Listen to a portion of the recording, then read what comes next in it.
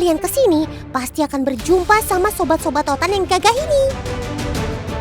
Yap, mereka adalah kuda sandalwood, kuda pacu khas Indonesia yang dikembangbiakan di tanah Sumba.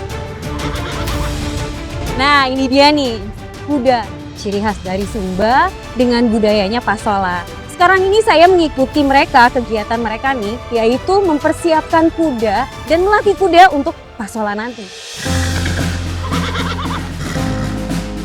Masyarakat Sumba sangat memegang teguh kepercayaan nenek moyangnya. Dan kuda atau ndara dalam bahasa Sumba punya kedudukan yang tinggi, layaknya nenek moyang mereka. Nah, jadi memang kuda-kuda pasola ini dilatihnya itu di pantai supaya melatih fisik mereka. Karena kan di pantai itu pasirnya kan membuat langkahnya itu juga berat. Jadi otot-ototnya juga terbentuk dan selain itu juga untuk melatih pernafasan. Latihan seperti ini sangat bermanfaat untuk meningkatkan kemampuan kuda Sumba dalam berlari. Pasir pantai yang labil membuat kakinya semakin enteng dan lincah. Untungnya, sobat otan ini dibekali kuku kaki yang melebar, sehingga tidak mudah terbenam ke dalam pasir. Uniknya nih teman, kuda Sumba diperlakukan seperti binatang liar. Jadi mereka dibiarkan berlarian tanpa tapal kaki. Kudanya pun tidak diberi pelana, jadi yang menunggangnya harus punya keseimbangan tubuh yang baik. Nah, jadi memang di Sumba ini menunggang kudanya yang unik itu tidak menggunakan pelana. Tapi karena saya belum terbiasa menunggang kuda, mereka buatkan khusus untuk saya nih. Pelana seperti ini dari kain, baik sekali. Karena untuk menunggang kuda tanpa pelana itu butuh latihan yang terus-menerus. Latihan di pasir sudah. Kali ini kita pindah ke savana yuk teman.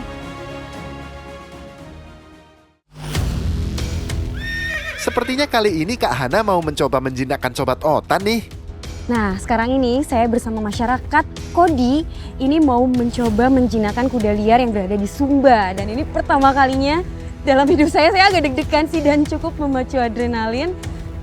Menjinakkan kuda liar nggak mudah teman, butuh teknik khusus dan harus dilakukan oleh Pamo Punjara, sebutan untuk penjinak kuda di Sumba. Penjinak kuda ini memang sudah sedari kecil berinteraksi dan menggembala kuda liar teman. Nah, untuk menjinakkan kuda ini, kita itu harus menangkap induknya terlebih dahulu. Jadi nanti kita jebak anaknya. Salah satu caranya pakai leku hiru atau tali jerat tradisional yang dirancang khusus agar mudah menjerat leher kuda. Biasanya untuk bisa menangkap satu kuda liar butuh waktu hingga 2 jam loh teman. Sob, sudahlah, mereka nggak berniat buruk kok. Nah, ini tali ini tuh sebenarnya bukan untuk menjerat lagi, tapi fungsinya adalah untuk mengendalikan. Jadi dia udah bukan terjerat ya Om ya. Jadi udah aman nih. Makasih ya. Ini gimana nih Om sekarang? Lepas aja.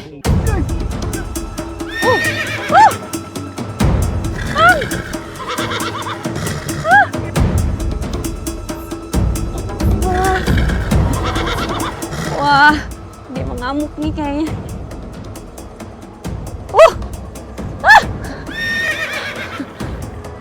Wah, ini masih tegang banget karena benar-benar baru banget ditangkap. Jadi memang proses setelah ditangkap seperti ini kita harus semacam PDKT gitu kalau sama orang. Jadi kayak dielus-elus dulu.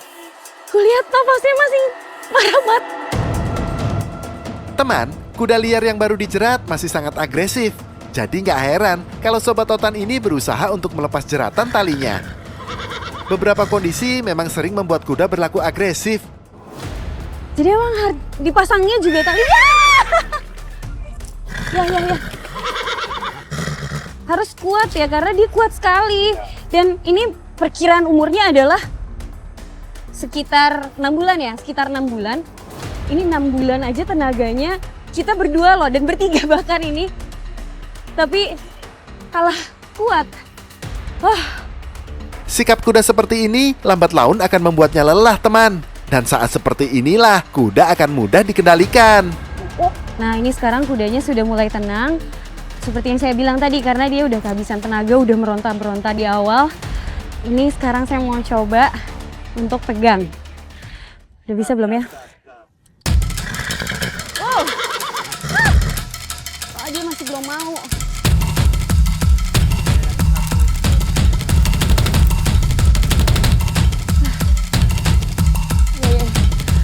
akhirnya saya berhasil bisa elus-elus kudanya, dan ini pertama kalinya saya megang langsung kuda liar.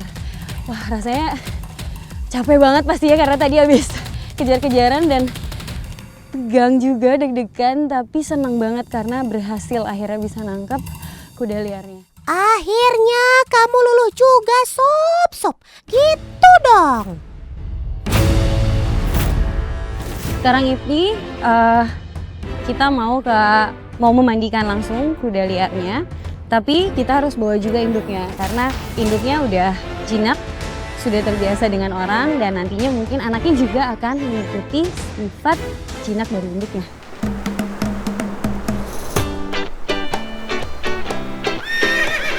Memandikan kuda dengan air laut bisa sekaligus jadi terapi loh teman. Sejuknya air laut bisa bikin otot kuda jadi rileks. Cepat-cepat jinak ya. Om, boleh saya kasih nama? Boleh.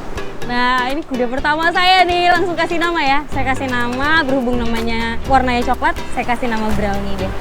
Wah, sampai dikasih nama sama Kak Hana loh.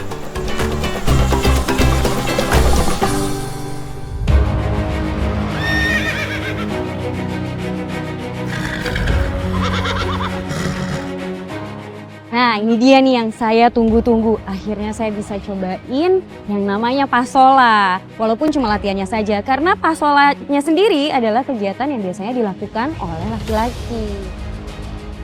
Kuda petarung tangguh sudah siap nih mengikuti tradisi pasola. Pasola adalah tradisi perang dengan menunggang kuda sambil membawa senjata lembing, teman. Yang khas dari pasola, kudanya dihias seperti ini, teman. Eits, kesatria pasola juga menggunakan atribut-atribut khas Sumba. Tentu saja biar semakin meriah pastinya. Oke, semua udah pada siap ya? Oke, jadi sekarang ini kita bagi tim menjadi 2, 3-3, dan targetnya adalah mengenai batang pisang yang ada di tengah ini.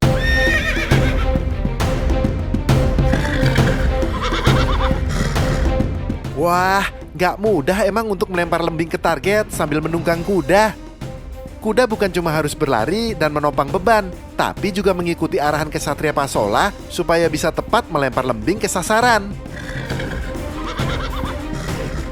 Ternyata Sobat Otan ini jadi bagian yang terpisahkan dari tradisi yang sudah turun-temurun. Keren kamu, Sob. Dari daratan Sumba, sekarang ke perairannya. Kak Hana Malasan mau ketemu Sobat Otan yang punya 9 otak dan 3 jantung. Ada yang bisa tebak siapa tuh? Yap, betul, Gurita. Nah, sekarang ini saya sedang mencari salah satu biota laut bersama teman-teman saya nih dari Laipuri. Gurita biasa bersembunyi di balik batu ataupun terumbu karang. Hewan ini bisa ditemui di seluruh perairan di dunia. Siklus hidup hewan satu ini sangatlah unik, sekaligus berat, teman. Biasanya masa terberat seekor gurita adalah saat menjaga telur-telur mereka. Mama gurita akan menjaga telurnya sampai menetas, dan waktunya bisa sangat lama, berbulan-bulan, bahkan tahunan. Dan dalam waktu selama itu, gurita tidak akan makan demi menjaga telurnya dari serangan predator. Tak heran, setelah telurnya menetas, gurita biasanya akan mati. Pengorbanan gurita untuk anak-anaknya top banget ya, teman. Ya, rembu.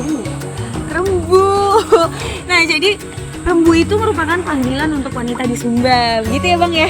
Ya, Mau nanya dong, jadi kalau kita nyari nih, biasanya di sini bisa dapat berapa banyak? bisa Guritanya? 9, 10, Itu berapa lama? sekitar 2 atau 3 jam.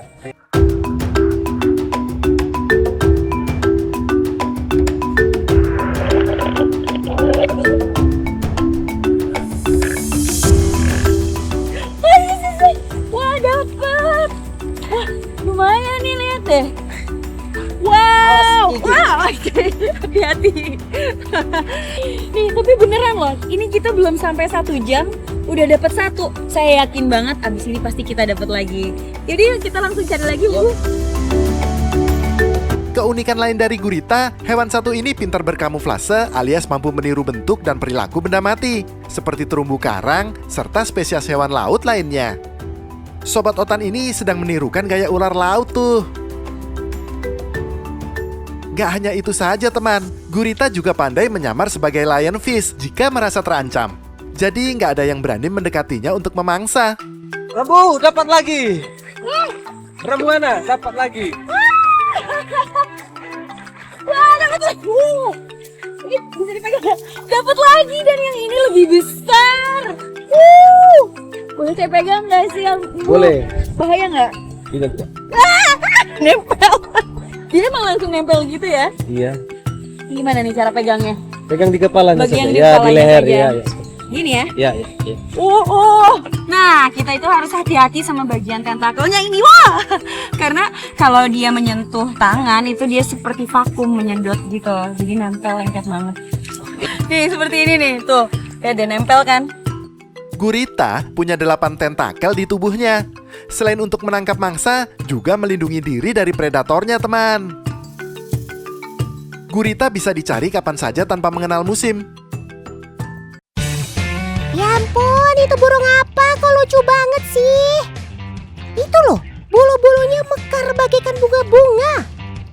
Kayaknya Utan kenal deh.